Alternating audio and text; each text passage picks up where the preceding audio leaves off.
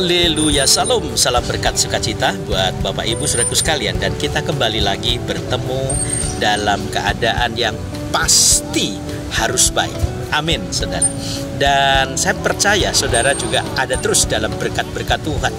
Saya juga terlalu percaya bahwa kita semua adalah orang-orang yang disayangi Tuhan.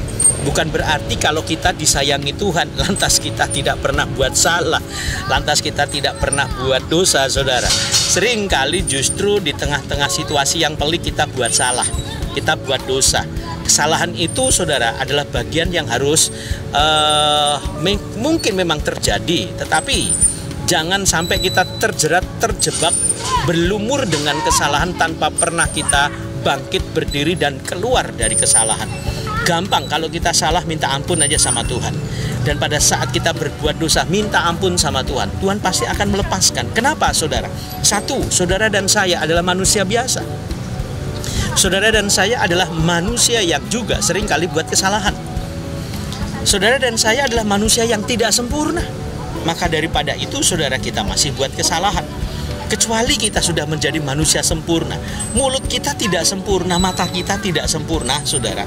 Hati kita tidak sempurna, pikiran kita juga tidak sempurna, karya kita mungkin juga tidak sempurna. Hanya Tuhan yang sempurna. Nah, teladan Tuhan inilah saudaraku sekalian yang harus kita ikuti. Maka daripada itu saya kembali mengingatkan kepada Bapak Ibu saudaraku sekalian dalam firman Tuhan yang terambil di dalam kitab Yakobus pasalnya yang ketiga ayat yang kedua, dikatakan demikian, sebab kita semua bersalah dalam banyak hal. Barang siapa tidak bersalah dalam perkataannya, ia adalah orang sempurna yang dapat juga mengendalikan seluruh tubuhnya. Tuh kan, saudara, kita manusia tidak sempurna, maka suka bikin salah. Tetapi kita juga jangan larut dalam kesalahan-kesalahan kita. Jangan larut dalam dosa-dosa kita. Jangan larut terintimidasi oleh kesalahan kita, sehingga ada iblis yang berbisik telinga kita, engkau orang salah, nggak bisa, engkau akan diampuni, engkau pasti akan mati dan masuk neraka. Saudaraku sekalian, intimidasi iblis itu memang akan muncul di saat-saat seperti itu. Tetapi percayalah, pada saat kita sudah minta ampun dari segala kesalahan kita, satu, Tuhan pasti mengampuni.